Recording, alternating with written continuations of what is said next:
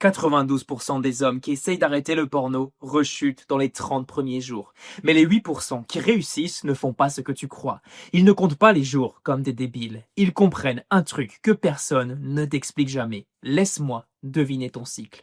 Tu te réveilles motivé. Aujourd'hui, c'est le jour 1. Cette fois, c'est la bonne. Tu tiens 3-4 jours, peut-être une semaine, si t'as de la chance. Et puis, tu rechutes. Pas parce que tu es faible, pas parce que tu manques de volonté, mais parce que personne ne t'a expliqué le vrai mécanisme derrière ton addiction. Tu vois, ton cerveau fonctionne sur un système très simple. Éviter la douleur, chercher le plaisir. Et le porno, c'est le crack cocaïne de ce système. Ton cerveau ne fait pas la différence entre une vraie partenaire et des pixels sur un écran.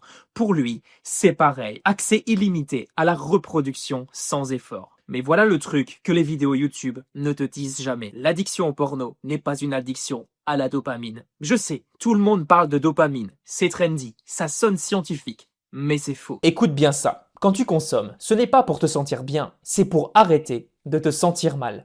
Le stress de la journée, soulagé. L'anxiété sociale, soulagé. L'ennui écrasant, soulagé. Cette sensation de vide, soulagé. Le porno est devenu ton médicament contre toutes les émotions désagréables. Et c'est pour ça que quand tu t'ennuies, tu consommes. Quand tu es stressé, tu consommes. Quand tu te sens seul, tu consommes. Quand tu procrastines, tu consommes. Tu ne consommes pas parce que tu veux, tu consommes parce que tu ne sais pas gérer l'inconfort autrement. Et tant que tu n'as pas de système alternatif pour gérer ces déclencheurs, tu vas rechuter encore et encore et encore. Et ce cycle peut durer des années. Donc voilà ce que font les 8% qui réussissent vraiment.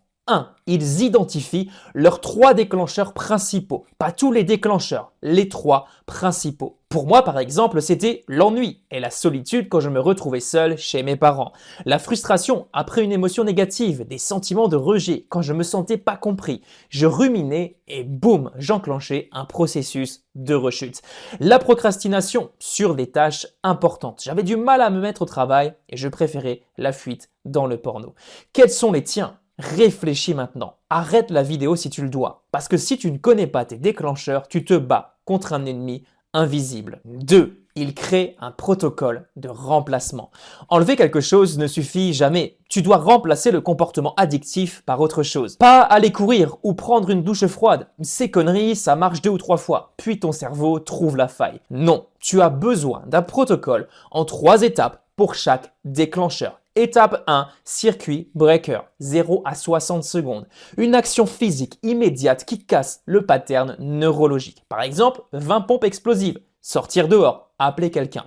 Étape numéro 2, redirection. 1 à 5 minutes. Une activité qui occupe les mains et l'esprit. Par exemple, résoudre un problème technique. Écrire 3 choses pour lesquelles tu es reconnaissant. Préparer ton prochain repas. Étape numéro 3, engagement long terme. 5 minutes et plus. Une activité alignée avec tes objectifs qui te fait entrer dans un état de flow. Par exemple, bosser sur ton projet perso, lire 10 pages d'un bouquin, apprendre un nouveau truc. 3e caractéristique des 8% qui arrivent à s'en sortir. Il traque les bonnes métriques. Arrête de compter les jours comme un prisonnier. Les seules métriques qui comptent, c'est le nombre de fois où j'ai identifié un déclencheur avant de rechuter. Ça t'apporte de la conscience. Le nombre de fois où j'ai utilisé mon protocole avec succès. Ça t'apporte de la maîtrise. Et le nombre de fois où je n'ai même pas eu l'envie, ça t'apporte la guérison. Petit warning par rapport à ça, l'envie ne disparaîtra jamais complètement dans le sens où les envies sexuelles sont totalement naturelles et normales. Ça fait partie de toi. Maintenant, tu peux apprendre à les gérer de mieux en mieux plus tu vas mettre en place ces protocoles. Est-ce que tu vois la différence? Jour 47 ne veut rien dire. C'est juste un chiffre qui va te foutre une pression énorme. Mais j'ai géré 12 déclencheurs cette semaine avec mon protocole. Ça, c'est du progrès réel. Maintenant, il y a une vérité inconfortable que je dois te partager. C'est la partie que personne ne veut entendre. Tu ne vas pas guérir en 90 jours. Désolé, je sais que les gourous nofap te promettent que jour 30, tu vas avoir des super pouvoirs, que les femmes vont te sentir à 50 mètres, que tes yeux vont briller. C'est de la merde. La vérité, semaine 1 ou 2, tu vas te sentir comme de la merde, irritable, anxieux, zéro énergie. Semaine 3 à 4, tu vas ressentir une légère amélioration, puis une flatline, tout simplement. Tu ressens rien, c'est normal, tu sens rien de particulier. Par contre, le mois 2 ou 3, premier vrai bénéfice, plus d'énergie, meilleure concentration etc.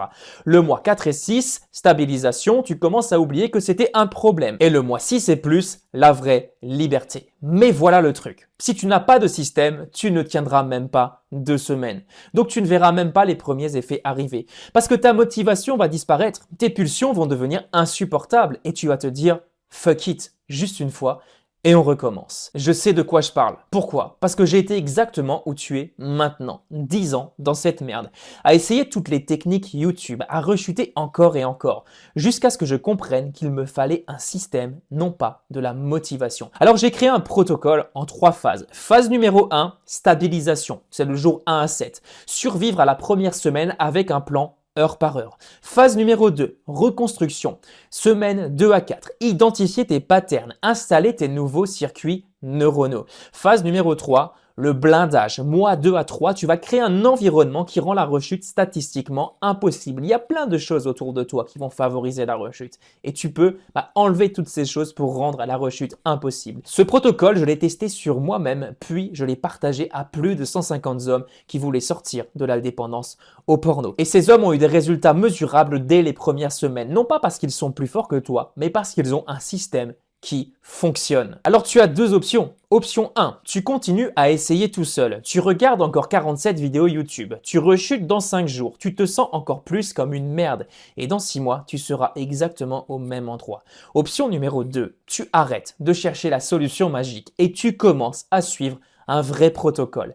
J'ai mis tout ce que j'ai appris en 10 ans dans un challenge de 7 jours. Ce n'est pas du blabla motivationnel, c'est du concret. Ça s'appelle le défi 7 jours reboot mental. Ton plan d'action heure par heure pour les 7 premiers jours. Les déclencheurs les plus communs et surtout comment les gérer et le protocole exact d'urgence quand une pulsion devient insupportable. Bien évidemment, il y aura toute une partie sur l'analyse de tes patterns personnels pour comprendre ton addiction et voir d'où viennent les rechutes, avec des exercices bien évidemment à réaliser au quotidien. Le lien est dans la description de cette vidéo, ça commence dès aujourd'hui. Et si après 7 jours, tu penses que c'est de la merde, tu m'envoies un message et je te rembourse personnellement. Là peut-être que tu te dis « Ouais, mais Benoît, j'ai déjà essayé des challenges. » Je sais, moi aussi. La différence, les autres challenges te disent quoi faire. Moi je t'explique pourquoi ton cerveau te sabote et comment créer des circuits de remplacement. Ce n'est pas de la motivation, c'est juste de la neurologie appliquée.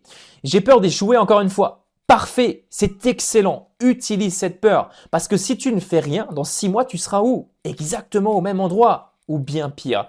Parce que l'addiction, en règle générale, elle ne stagne pas. Elle s'empire si tu ne fais rien. Tu vas regarder des vidéos de plus en plus chelous, des contenus de plus en plus extrêmes. Tu vas t'enfermer de plus en plus. Tu vas peut-être saboter de plus en plus tes projets professionnels. Et je t'en passe. Utilise cette vision, cette peur pour t'en sortir. Tu peux continuer à attendre le bon moment ou tu peux décider que le bon moment, c'est maintenant.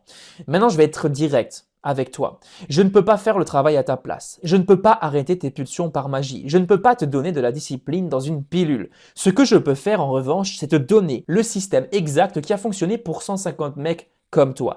Des ingénieurs, des étudiants, des entrepreneurs, des pères de famille. Oui, parce que être en couple et être marié avec des enfants ne suffit pas à arrêter le porno. J'en ai croisé énormément les dernières semaines, des mecs qui justement avaient une copine, avaient une femme et des enfants, mais qui galéraient avec le porno. Des mecs qui en avaient marre de se sentir comme des merdes, des mecs qui voulaient récupérer leur énergie, leur focus, leur vie.